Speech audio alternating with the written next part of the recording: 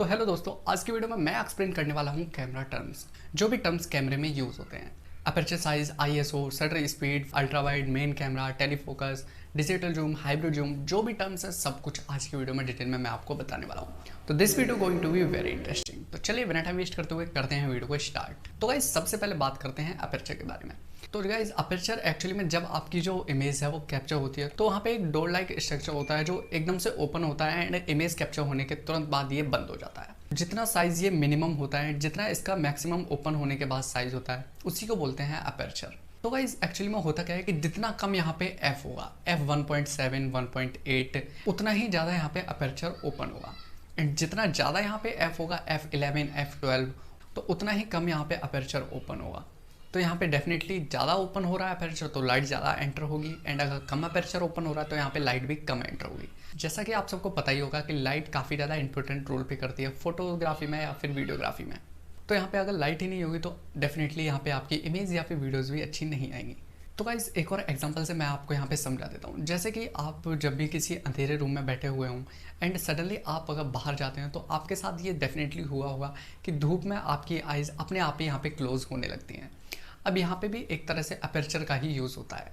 अब ज़्यादा light enter हो रही है तो डेफिनेटली वो भी बर्दाश्त नहीं कर पाते हम, तो वहाँ पे हम अपनी आइज़ को हल्का सा क्लोज कर लेते हैं ताकि जो लाइट है वो कम एंटर हो हमारी आइज़ में। एंड जब हम अंधेरे में होते हैं तो हम अपनी आइज़ को ज़्यादा खोलने की कोशिश करते हैं ताकि लाइट ज़्यादा एंटर हो एंड हमें विजिबल हो पाए ऑब्जेक्ट्स। तो ऐसे यहाँ पे कैमरे में भी आपको देखने को मिलता है। तो आई होप अब आपको अपर्चर तो क्लियर हो गया होगा। तो आगे चलते हैं आईएसओ। आईएसओ यहाँ पे एक ऐसा टर्म है जो कि रिलेट करता है ब्राइटनेस से। अब जितनी ज़्यादा आपको यहाँ पे ब्राइटनेस करनी है उतना ही ज़्यादा यहाँ पे आपको आईएसओ बढ़ाना पड़ेगा। एंड आपको ब्राइटनेस कम चाहिए या फिर डार्क फोटोज़ कैप्चर करनी है तो आपको यहाँ पे आईएसओ को मिनिमम करना पड़ेगा।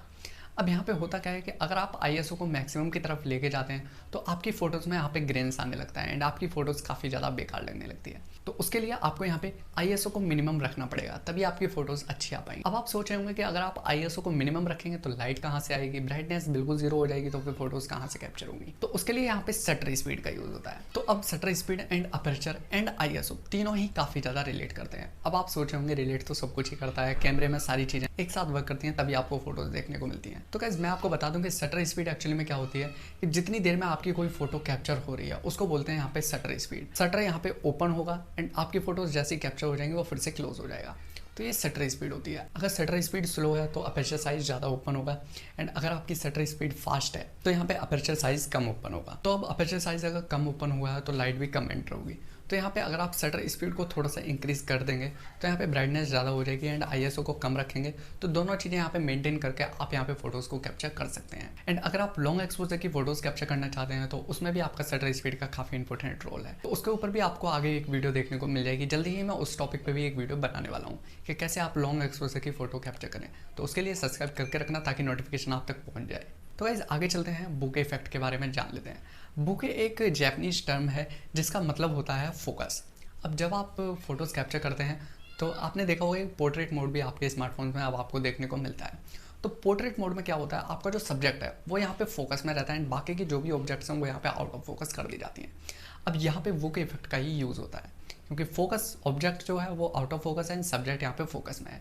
अब ये दो तरह से होता है, आप डिजिटली भी कर सकते हैं, ऑप्टिकली भी कर सकते हैं। स्मार्टफोन्स में आपको यहाँ पे डिजिटल फोकस देखने को मिलता है जो कि कैमरा की हेल्प से नहीं होता। एक्चुअली में यहाँ पे प्रोसेसर का यूज़ होता है। तो प्रोसेसर यहाँ पे ऑब्जेक्ट्स को तो ब्लर कर देता है एंड सब्जेक्ट को फोकस में ले आता है। लेकिन अगर कैमरे की बात करें तो यहाँ पे एक लेंस यूज़ होता है जिसकी हेल्प से आप ऑप्टिकली फोकस यहाँ पे सेट कर सकते हैं कि आपका जो ऑब्जेक्ट है वो तो यहाँ पे आउट ऑफ फोकस आप कर सकते हैं मैनुअली एंड जो सब्जेक्ट है उसको फोकस में कर सकते हैं। जब आप चाहें कि ऑब्जेक्ट फोकस में वो सब्जेक्ट ब्लर हो आप वहाँ पे वो भी कर सकते हैं। तो गाइज ये भी डेफिनेटली आपको समझ आ ही गया होगा।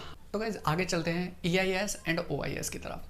तो ये दो टर्म स्पेशली आप स्मार्टफोन बाई करते हैं तो फ्लैगशिप स्मार्टफोन्स में तो डेफिनेटली देखने को मिलता ही है। तो EIS का मतलब होता है इलेक्ट्रॉनिक इमेज स्टेबलाइजेशन। अब यहाँ पे इमेज स्टेबलाइजेशन का मतलब है जब आप वीडियो शूट करते हैं तो आपने देखा होगा किसी किसी फ़ोन्स में जो वीडियो शूट होती हैं वो काफ़ी ज़्यादा हिल रही होती हैं, यानी कि कैमरा स्टेबल नहीं होता है। लेकिन कुछ फ़ोन्स में जैसे आईफोन्स की वीडियोस की बात करें तो वहाँ पे जो वीडियोस होती हैं काफ़ी ज़्यादा स्टेबल होती हैं एंड कैमरे की वीडियोस भी काफ़ी ज़्यादा स्टेबल होती हैं। तो यहाँ पे भी EIS एंड OIS का ही यूज़ होता है।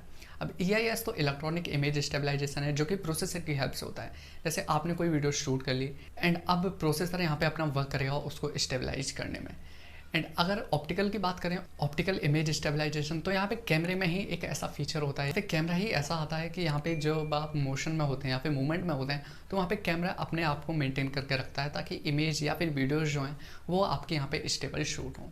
तो यहाँ पे EIS एंड OIS का काफ़ी ज़्यादा यूज़ होता है। एंड जो आपके फ्लैगशिप स्मार्टफोन्स होते हैं उसमें आपको OIS देखने को मिलता है, एंड जो यहाँ पे मिड रेंज या फिर जो बजट स्मार्टफोन्स होते हैं उसमें आपको EIS देखने को मिलता है।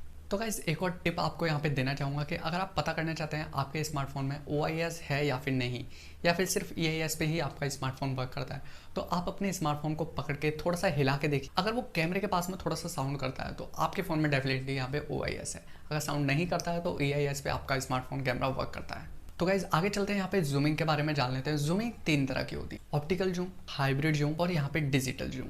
अब 3 तरह की जूमिंग, तीनों के बारे में ही डिटेल में मैं आपको बताता हूँ कि देखिए ऑप्टिकल जूम यहाँ पे क्या होता है। आपने देखा होगा कैमराज जो होते हैं उनमें यहाँ पे लेंस देखने को मिलता है जूम करने के लिए।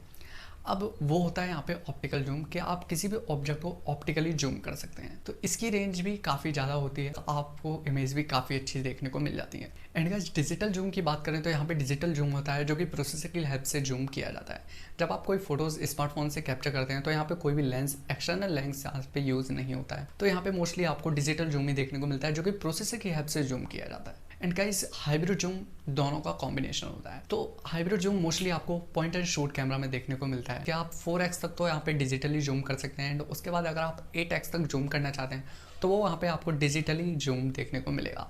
तो ये दोनों का कॉम्बिनेशन होता है हाइब्रिड जूम। तो आगे चलते हैं, कैमरा टाइप के बारे में जान लेते हैं। कैमरा टाइप आपको यहाँ पे काफ़ी तरह के कैमरास देखने को मिलते हैं, main camera, ultra wide camera, macro camera and telefocus camera. चारों के ही वर्क अलग अलग होते हैं। मेन कैमरा सिंपली आपको जो नॉर्मल फोटोज़ कैप्चर करनी होती है वो आप मेन कैमरा से करते हैं।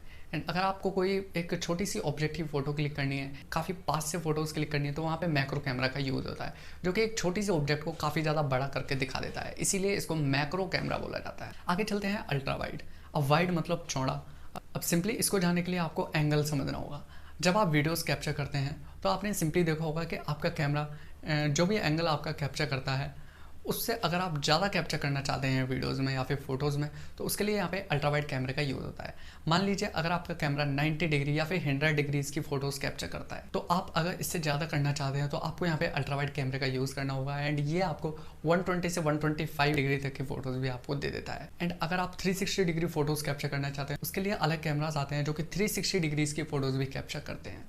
अब बात करते हैं टेलीफोकस कैमरे के बारे में। टेलीफोकस कैमरा यहाँ पे सिंपली आपको नाम से ही पता चल रहा होगा, फोकस। अब यहाँ पे जो पोर्ट्रेट मोड कैमरा होते हैं उनमें यहाँ पे जो सब्जेक्ट होता है वो फोकस में होता है, वो टेलीफोटो कैमरा की हेल्प से भी होता है। ये क्या करता है, सब्जेक्ट हो तो ये फोकस में ले आता है एंड बाकी के जो ऑब्जेक्ट्स हैं उनको यहाँ पे आउट ऑफ फोकस कर देता है। तो गाइज ये थे कुछ कैमरा टर्म्स जो आपको जानना काफ़ी ज़्यादा ज़रूरी है कि अगर आप स्मार्टफोन से फोटोग्राफी या फिर कैमरे से फोटोग्राफी करना चाहते हैं तो ये बेसिक टर्म्स आपको पक्का पता ही होना चाहिए, तभी आप अपनी फोटोज़ को अच्छे से कैप्चर कर पाएंगे। तो आई होप गाइज अब आपको सब कुछ क्लियर हो गया होगा एंड वीडियो भी आपको पसंद आएगी तो एक लाइक जरूर कर देना, एंड गाइज चैनल पर पहली बार आए तो सब्सक्राइब भी कर लीजिए ताकि ऐसी इंटरेस्टिंग वीडियोज़ मिस ना हो। Thank you so much.